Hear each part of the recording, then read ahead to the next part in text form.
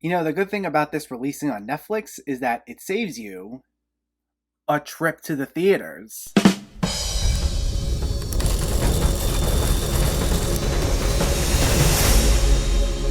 What's going on, everyone? Welcome back to my channel. Today, we're talking about a brand new Netflix release, Bad Trip. Let me know in the comments before we begin what your thoughts on this movie were, if you already saw it or if you were planning on seeing it, and make sure to hit that thumbs up button if you like these reviews, as it helps me out immensely by getting my channel out there. And if you're new here, I hope you consider hitting that subscribe button so you can stay up to date with reviews of new releases, older films, hidden gems, and so much more on a near daily basis. But let's jump right into it and let's talk about Bad Trip. This mix of a scripted buddy comedy road movie and a real hidden camera prank show follows the outrageous misadventures of two buddies played by Eric Andre and Little Rel Howery, both who are stuck in a rut and embark on a cross-country road trip to New York City, and the storyline sets up shocking real pranks. This is directed by Kido Sakurai, who also directed every episode of The Eric Andre Show, and who co-wrote whatever parts of this were scripted with Andre himself. And I will say, right up front, more than likely, your love or hatred of this movie will solely be based on how much you enjoy Eric Andre in general. While this is a little broader than what we usually get from him, this is still very much his sense of humor. While it's not surreal in the way The Eric Andre Show is, time for some ranch!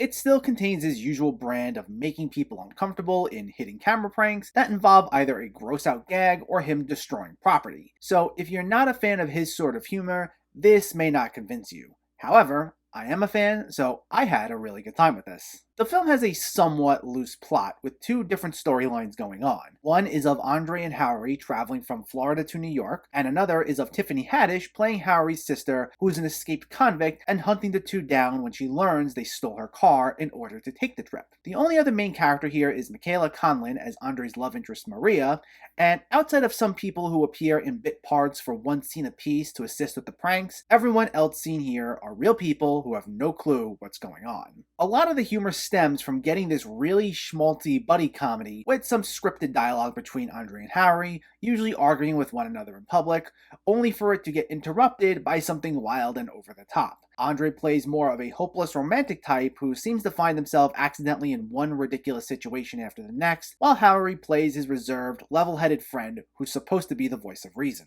And you'll get scenes where the two are either getting into what's supposed to be a corny emotional moment or an argument in front of a public crowd, and then something happens where Andre will supposedly injure himself, and then blood gets on someone helping him, or he gets sick and they jump out of the way, while Howery facepalms in embarrassment or asks what's wrong with him in disgust. Meanwhile, Haddish will be one step behind them, bringing around a picture of the two and going up to people on the street asking if they've seen Andre or Howery and convincing them that she's actually going to kill them if she gets her hands on them. And while all three of the main cast members did a great job here, it was Haddish's storyline that got the most laughs out of me, as we can see how she's so convincing that the people she interrogates won't even fully know how to react at times, and some of the things she says are outright hilarious. As expected with hidden prank comedies like Jackass, you'll get a wide mix of audience reactions, between people who are legitimately concerned for the actors, people who stay away but are laughing hysterically, people who get in on it, and people who wind up wanting nothing to do with what's going on, with some faces blurred out.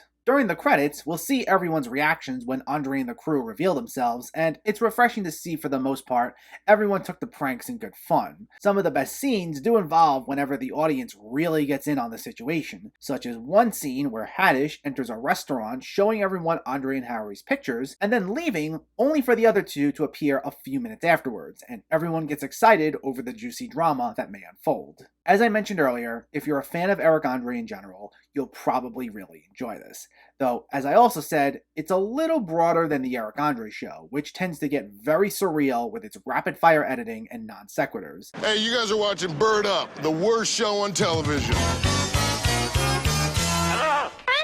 The closest moments we get to something like that here are a scene where Andre's character Chris is singing to himself about Maria while at work in what's meant to be a parody of romantic musicals, and he'll start dancing through the food court at a shopping mall with backup dancers suddenly appearing, and you can see everyone who's eating laughing hysterically as they have no clue what's going on. There's also another scene that involves Chris daydreaming about him and Maria, which itself is another hidden prank montage, and we see the two giving very public displays of affection, among other things that get taken up a notch, which makes everyone really uncomfortable. Obviously, with any comedy, especially something like this, some jokes are going to work better than others. Some of it's crass and gross out, definitely pushing its limits in terms of how uncomfortable Andre and the crew make both us and the people they're pranking, and because of that, more than likely you're either going to have a love it or hate it reaction to it. It's definitely the sort of humor that, if it were a totally scripted comedy, would have been nowhere near as funny, but thanks to the timing of all three actors, as well as the enjoyment of seeing real people's reactions in real time,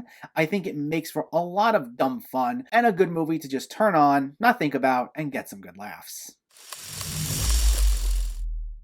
Bad Trip is not going to be for everyone, especially as Eric Andre's style of humor can be an acquired taste, and I get it if you can't get on board with this due to many of the jokes having a gross out feel to them. But personally, I had a really good time with this. Andre, Howery, and Haddish were all a blast to watch, and the one long-running joke of a schmaltzy buddy comedy / rom-com being interrupted with over-the-top pranks was hilarious to me. I wouldn't recommend it if you don't like Eric Andre to begin with, but if you do like his sense of humor, it's definitely worth seeing. Bad Trip gets an 8 out of 10. That was awesome! So, let me know, did you see Bad Trip, or are you planning to see it, and what were your thoughts? Are you a fan of Eric Andre's other works? Do you have a favorite hidden prank comedy? Let me know in the comments below so we can discuss. Also, if you enjoyed this video, please like it and share it, and for more movie reviews and film discussion, please make sure to hit that subscribe button to stay updated. Thanks for watching everyone, and keep having fun with film.